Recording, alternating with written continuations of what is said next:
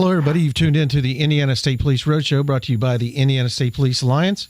Cops for Kids, a subsidiary of the Indiana State Police Alliance. I want to thank them for their continued support of the Indiana State Police Roadshow, brought to you each and every week.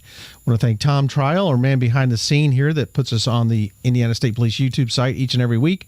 Tom has some old stuff on there, has our Roadshow that we put on there each and every week, and also some new stuff that's going on around the state for the Indiana State Police. So make sure that you go to the Roadshow site there and on the YouTube site and catch what's going on through Tom's magic. So very much appreciate what he does for us. Got a couple of new guys with us today. Maybe an old topic that we've talked about before, but some new guys are going to be talking with me about it. Assistant Chief of Butler Police Department, Tony Riviera. Tony, thank you for being here. My pleasure. Appreciate you having with us. I know you're a little blurry-eyed. You said you were working on that furniture till 2:30 in the morning, trying to get it put together. Did you get it all together? That's important stuff. I did accomplish it. Got it all done. Absolutely. Excellent. Good deal. Well, and Officer Josh Chapman with Zionsville PD. Thank you for being here, Josh. My pleasure. Appreciate you guys coming in. And you guys were thrown in here from Stephanie Manor from Special Olympics. We all know and work with Stephanie, and I called her and we were talking about the polar plunge that's coming up. And she said, well, unfortunately, I got something to do, but I got two guys that I'll toss in there, and they can talk about it. So they'll be our new guys to talk about this and to be right there for us. So that's why you've brought us in. But I think we're going to have some good information coming out from this. So tell me a little bit about yourselves and how long have you been with Butler PD there, Tony? It'll be 10 years in July I've been there. I really enjoy it. It's a great place to work. And you're assistant chief there? Yes, sir. And you were telling me you came from Gary. Yes, sir. How in the world did you find Gary, Indiana, down to Butler, Indiana, or down to Indianapolis for Butler University? I would just consider it luck. I kind of fell into the right place at the right time, and it's been the best thing that's probably happened to me work-wise. Good. That's a neat place to be in. Absolutely. When you sign up for law enforcement, you get in there and you want to interact with people. Like Butler really gives you that opportunity to know the people that you're serving. Good. And build those relationships. It's community policing at its best. That's great. Great place to watch a game, too. Absolutely. The best place to watch a game. Yeah. It's very, very loud. It is. It is. I love it. Yeah. And Josh, how long have you been with Zionsville? Going on 6 years now. Okay. And did you start out at Zionsville, or did you have a previous police career, or what were you doing before that? I was privileged enough to start with Zionsville as a reserve. Okay. And spent about a year and a half doing that. Went through their reserve academy. And then now I'm hired full-time and work within the school district. Oh, really? Good deal. So are you a Zionsville native, or where are you from? I'm from Carmel. Oh, I went to Zionsville twice, once to get my senior pictures taken and once to apply. And you wound up there. Well, that's good. It's a growing community. It is. It's growing very fast. Yeah, that's good. Well, great to have you guys here. And the reason we're here, we're talking about some events that's coming up here and that you guys are going to be involved in. And I think you've probably been involved in before as a Special Olympics polar plunge. Yeah. Yes. Have you guys done that? Yes. Yeah. Really? It's pretty cold. Yes. I can't imagine. I have never done it. I've said before that there's still time for you to sign up. Yes, there is still time. So tell me a little bit about it. Where does this take place? What happens? And where's it going on at? So over the course of February to March, we have 16 plunges that happen statewide. This is 16. 16. Wow. This is Special Olympics' largest fundraiser. It's one of the most important ones we have because this helps support over 14,000 athletes we serve in the state. Yeah. So coming up, we have 6 coming up this weekend throughout various parts in the state. And that weekend would been, that is the 17th. Weekend of 17th of February. And then February 24th, we have 3 plunges going on: the Liberty Plunge in Liberty, Indiana, the Petersburg Plunge, and South Bend. And then our final plunge, which is where we'll have our super plungers, like some of our FOP representatives. Okay. And our major Indianapolis plunge will be on March 3rd down at Eagle Creek. And that's the ones you guys have been involved with before? Well, I do one at Butler. Butler has a plunge. Oh, they do? They do. I've plunged there 3 times. Really? Yes. Now, where's that at? Where does that take place? They hold it next to Hinkle Field House in Okay. front of the Health and Recreation Center. We have great student ambassadors that do a lot of work to get that involved. I like to say we're just behind the scenes kind of helping get the thing going. They really drive that project there at Butler. But we just had that last Saturday, and it was a great success. Oh, you had it last Saturday. Yes. Oh, cool, good. Well, that would have been what weekend would it have been? The 10th. The 10th of February. So you had that. So what was your numbers? What did you end up with there, Tony? I think they're still calculating, but I think we raised. We had about 262 kids go into the water, Wow. roughly, and then we raised over $40,000 Oh my word. from donations the day of. That doesn't include online donations, people who are still bringing money in, people who forgot it but Yeah. had enough that they could still plunge. So there's still money coming in, and that happens a lot with our plunges. That we still encourage people to donate. Some people will raise funds based on if they go in the water, if they wear a Right. certain costume, someone will donate money then. So they have to collect on that bargain. It's a fun event, isn't it? It is. It's an absolute blast. High energy event. Yeah. You have to have it. So tell me how this happens. What do you utilize there? A pool or how does that work? It depends on your location. Okay. So Butler has a standalone pool. They put it outside, and fire department comes and fills it with water. And they don't heat it, do they? No. No, might throw a couple ice cubes in there. For Eagle Creek, we use Eagle Creek. Yeah. We have our great partners with the fire department, Indianapolis Fire, Pike Fire, and all the other surrounding agencies. Dive team comes out, and they surround the water, make a barrier, and you can put a toe in, or you can run from the beach all the way and submerge yourself and tag the rescue dive team and run back out and try and get into some warm clothes. So what do you do on the pool? Do they go in and then go back out the other side, or how? Yeah, they have a ladder on each side, and they'll go up the ladder, could jump in the pool, and then come back out the other side with the help of the dive team. Yeah. I always like to say it doesn't count unless your hair gets wet. And they had 262 kids go through that. Yeah, approximately 262. Wow, that's amazing. So, do you find that a lot of the athletes show up and participate also?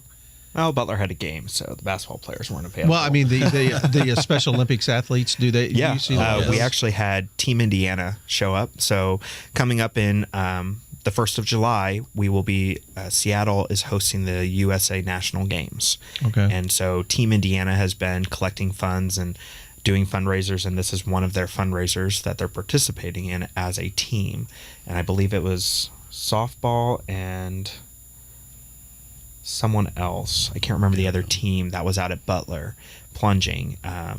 And they're awesome. They had their leadership training. They had their games training for coming up to the USA Games. Oh, that's wonderful. So what you said? They raise money for is there a minimum amount that they're required to raise for the plunge? Yes. So to participate in the plunge, every plunger raises about $50.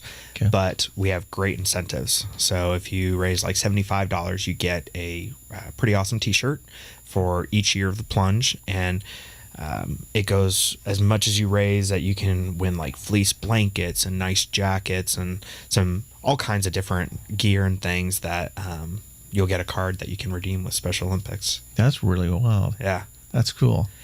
So do you when they show up, what do they expect to find? Do they have dressing rooms for them? Do they just undress right there? How does that work out also? So every location has a warm area, change, place your stuff. Eagle Creek, which will be our next plunge for everyone in the Indianapolis area to participate in. We have the shelter house, so men's and women's locker rooms, and then we have heated tents. So if they're part of the high school team, so we welcome our high school plungers at 12:30 to plunge in the water, and So they you have a specific time for them then.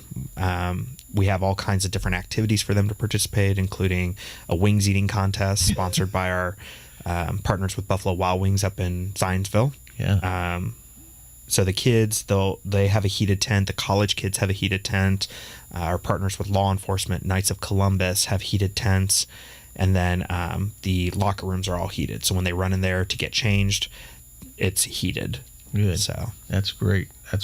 So. Well, have you ever had a year that's been nice, but it's been warm that you participated in? last year wasn't horrible, but it also wasn't stellar. It's not like when you go plunging in Hawaii. Yeah, it's never that way, is it? It's Indiana. Let's face it. Yeah, But no matter it's what it is, you're going to be better cold. than the year that the fire team had to go and literally take a chainsaw to the ice blocks and pull them out. Oh my! I would not have gone in that week. Yeah, I recall my first plunge. It was negative wind chill. Are you that serious? day? It was baptism. by fire. But I mean, it's wild. what Would you they say do. exhilarating? Would that be a good word? It's a rush? Yes, it is a rush. If you're tired before, you won't be after. Well, again, you're listening to the Indiana State Police Roadshow, brought to you by the Indiana State Police Alliance, Cops for Kids, a subsidiary of the Indiana State Police Alliance. I have with me Assistant Chief Butler PD, Tony Riviera, and Officer Josh Chapman from Zionsville PD. And we're talking about the polar plunge for that's going on across Indiana, and that's all for Special Olympics. And these guys have actually been involved in doing the polar plunge and been there, done that, got the T-shirts. So, your first time people, or do you find them kind of not really want? Do you ever have anybody that says, "No, I'm not gonna do this"? Yes. So this morning I met with our student council at our high school, and there are some that are like, I don't know how I feel about jumping in cold water. And Mike Furnish, our prior president CEO who just retired, told me a great story. You know, every time he plunges, he thinks back to what our athletes go through when they step up to that start line for their first run in a summer games, you know, or even just a local competition. That energy, that apprehension that they're feeling before they do something, then they suck it up and they go do it and come out a winner. Right. And he was like, that's what I think of every time I go in the water. Yeah. I was like, that stuck with me ever since then. And you know, it's the things our athletes do will inspire you to do just about anything.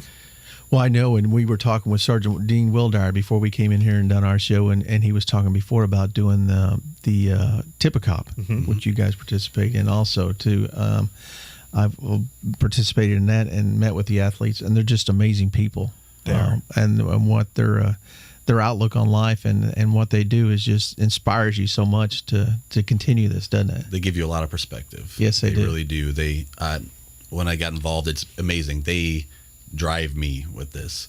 I have yet to ever meet an athlete that's in a foul mood or feeling down. They are so energetic, so inspiring, so just happy with life that you can't help but take on that yourself. Yeah, that's it's amazing how they inspire you to be your best, because they are inspired to do their best all the time. So are you guys participating in anything besides the Tippecop and the polar plunge?